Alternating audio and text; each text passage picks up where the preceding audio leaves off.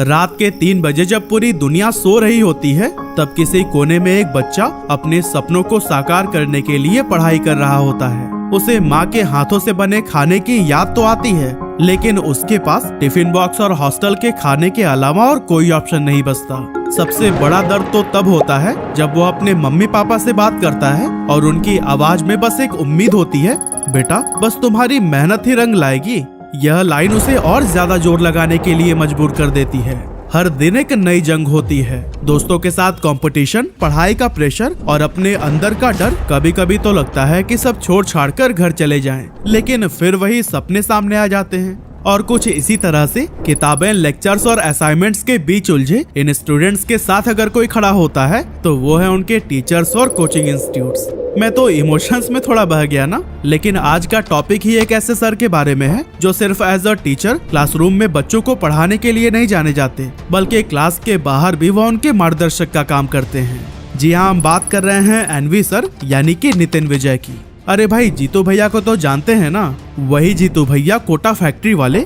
असल में उनका रोल भी एनवी सर से ही इंस्पायर्ड था। तो चलिए आज के इस वीडियो में हम जानते हैं कि कैसे एक लोअर मिडिल क्लास में जन्मे नितिन विजय ने अपनी लाइफ में ढेरों अप्स एंड डाउन्स देखने के बाद से सफलता हासिल की और कैसे उनका इंस्टीट्यूट मोशन आज लाखों बच्चों की जिंदगियां बदल रहा है।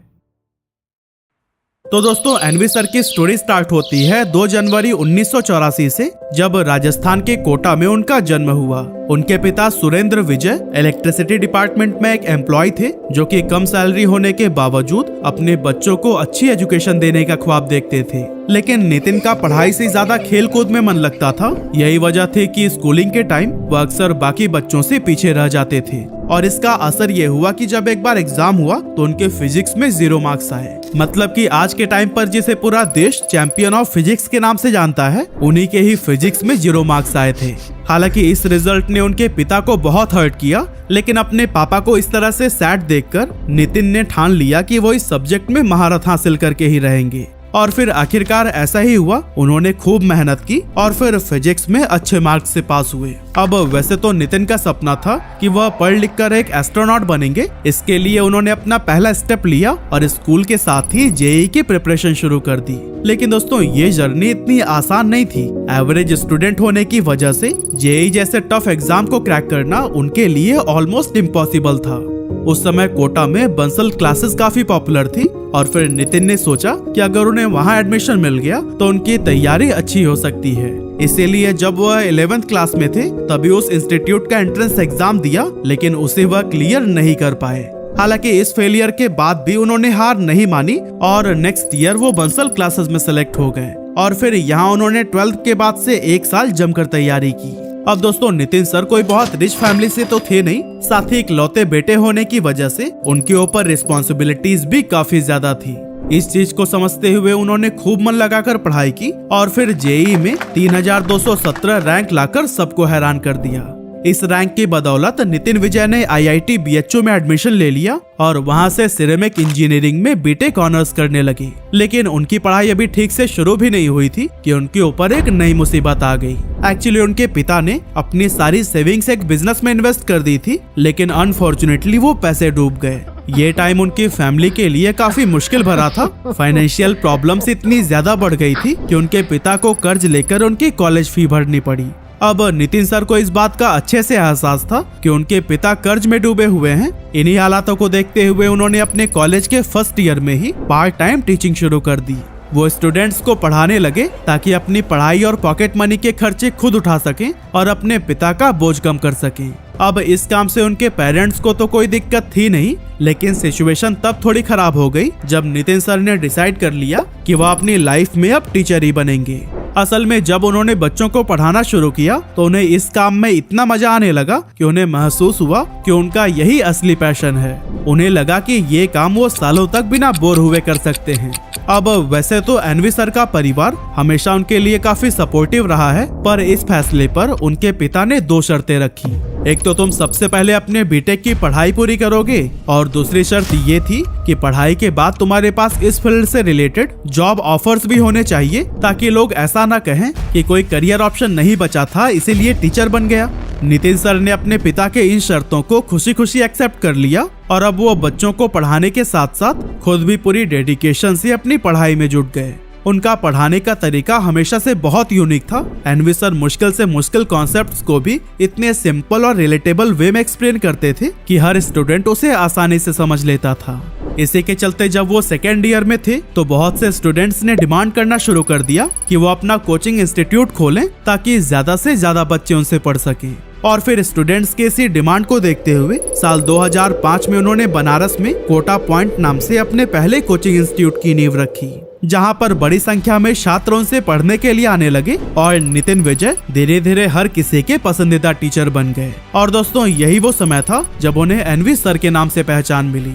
उन दिनों एनवी सर का डेली रूटीन बहुत कठिन हुआ करता था। वह 5 बजे उठकर कोटा पॉइंट में पढ़ाने के लिए चले जाते थे। उसके बाद रूम पर वापस आकर जल्दी जल्दी रेडी होते और 8 बजे अपने कॉलेज के लिए निकल जाते। इसके बाद शाम को 4 बजे कॉलेज से वापस आने के बाद वो फिर से अपने इंस्टीट्यूट पढ़ाने के लिए चले जाते थे। इस तरह से उन दिनों वह हर रोज 16 से 18 घंटे काम कर रहे थे और ये सिलसिला उनके ग्रेजुएशन कंप्लीट होने तक चलता रहा। खैर, देखते ही देखते टाइम गुजर गया और एनवी सर ने साल 2007 में अपना बीटेक ऑनर्स कंप्लीट कर लिया। हालांकि अब वो अपने होम टाउन कोटा लौटना चाहते थे, लेकिन ये डिसीजन उनके लिए इतना आसान नहीं था, क्योंकि उस समय उनका कोचिंग इंस्टीट्यूट कोटा पॉइंट उन्हें सालाना 20 लाख रुपए की इनकम दे रहा था। इतना पैसा, वो भी उस टाइम पर, किसी भी मिडिल क्लास फैमिली के लिए बहुत बड़ा अमाउंट होता था। पर इस सब के बावजूद भी एनवी सर ने अपना फैसला नहीं बदला और वो मार्च 2007 में कोटा वापस लौट आए। ऐसा उन्होंने इसलिए किया क्योंकि एक तो वो ज्यादा से ज्यादा समय अपनी फैमिली के साथ बिताना चाहते थे और दूसरा, कोटा ही वो जगह है जहां पर पूरे देश से हर साल लाखों की संख्या में स्टूडेंट्स आते हैं। ऐसे में एनवी सर चाहते थे कि वहां जाकर वो ज्यादा से ज्यादा स्टूडेंट्स की मदद कर पाए। खैर, घर लौटने के बाद एनवी सर ने बंसल क्लासेस ज्वाइन किया और वहां पर फिजिक्स पढ़ाने लगे।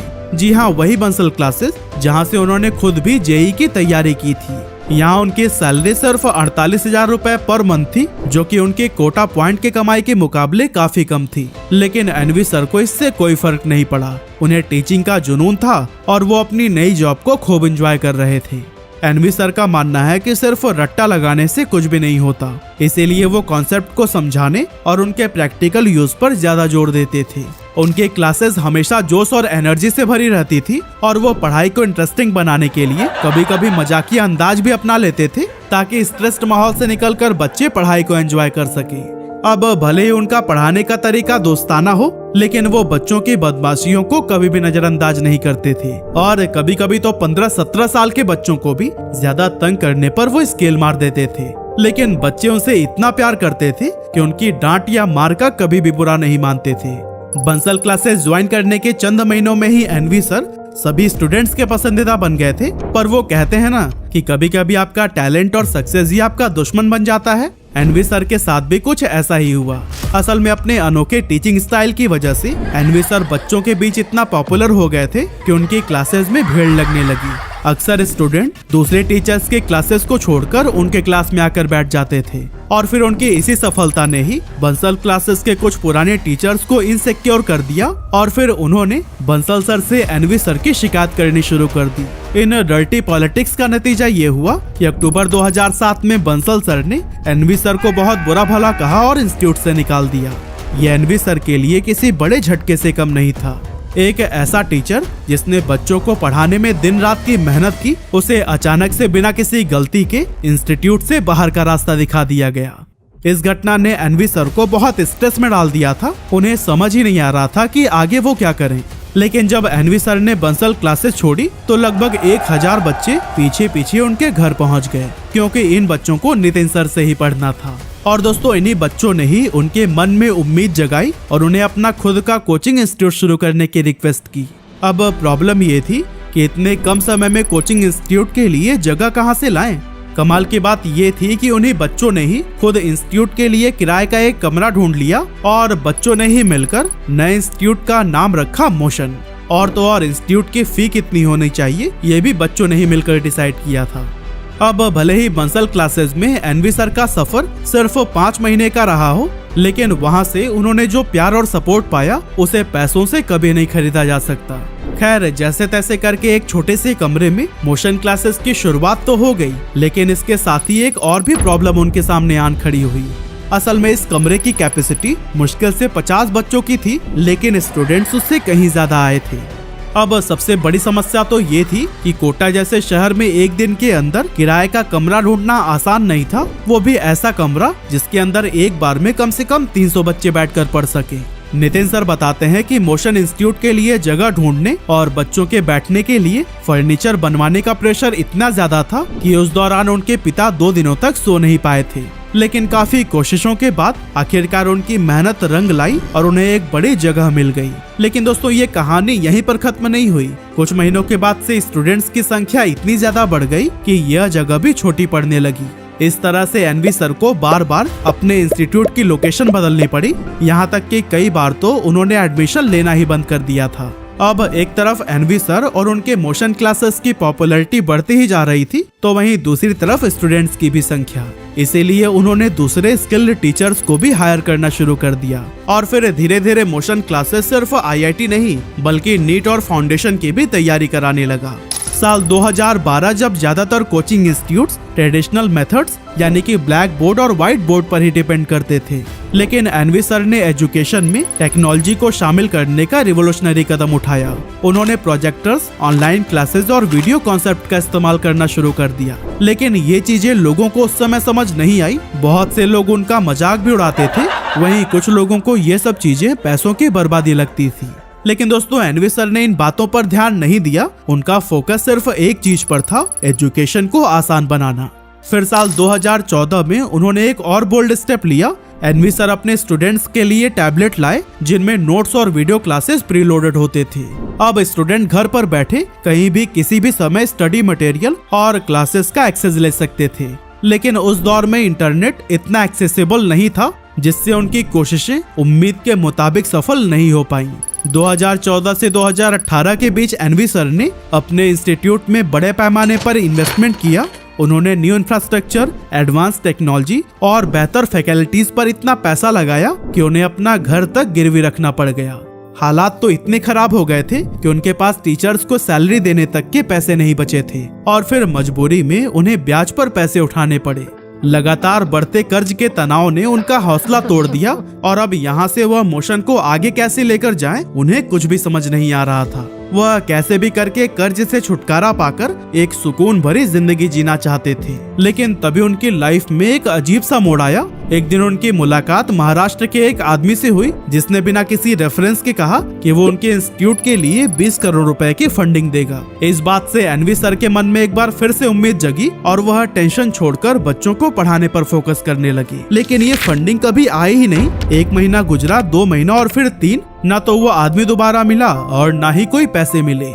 लेकिन इस दौरान एक अच्छी बात ये हुई कि नितिन सर पैसे आने की आस में कई महीने गुजार दिए और इतने में उनका वो कठिन समय भी बीत गया। इस घटना ने एनवी सर को सिखाया कि मुश्किलें चाहे कितनी भी बड़ी हो, अगर आप उम्मीद और मेहनत बनाए रखें तो हालात जरूर बदलते हैं। उन्होंने पूरे दिल से ठान लिया कि अब वो और भी ज्यादा मेहनत करेंगे और अपने इंस्टीट्यूट को प्रॉफिटेबल बनाएंगे। हालांकि उनकी मेहनत का असली फल तब मिला जब कोविड-19 पैंडेमिक आया।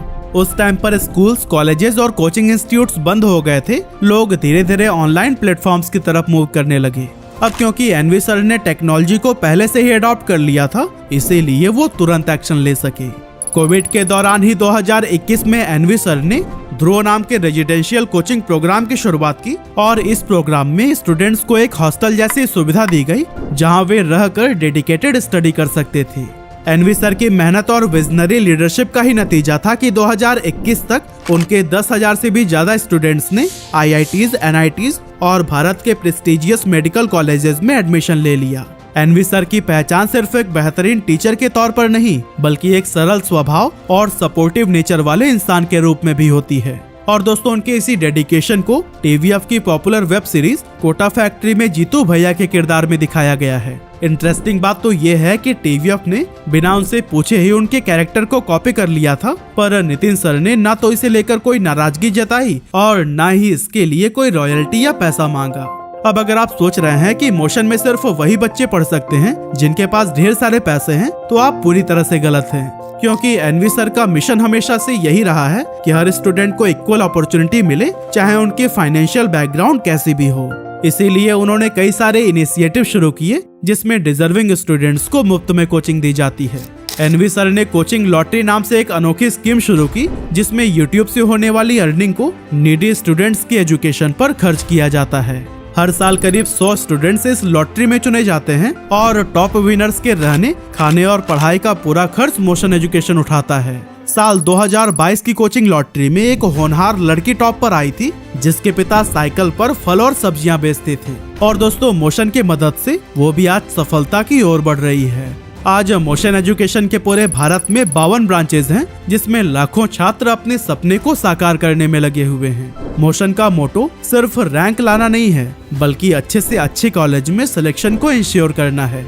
एनवी सर का डेडिकेशन और दरिया दिली इस बात का जीता जागता एग्जाम्पल है कि एक सच्चा एजुकेटर वो है जो स्टूडेंट्स को पढ़ाए नहीं, बल्कि उन्हें उनके गोल्स तक पहुँचने का रास्ता भी दिखाए, फाइनेंशियली कमजोर बच्चों के लिए एजुकेशन को एक्सेसिबल बनाए और हर कदम पर मोटिवेशन और सपोर्ट देकर उन्हें इंस्पायर भी करे। यही वो मंत्र है जिसने मोशन को भारत के लीडिंग कोचिंग इंस्टीट्यूट में बदल दिया, और यही वजह है कि लाखों स्टूडेंट्स आज भी एनवी सर को अपना इंस्पिरेशन मानते हैं। और हाँ, अगर आपका भी कोटा जाना हुआ तो एनवी सर से जरूर मिलिएगा और हमें कमेंट करके बताइएगा।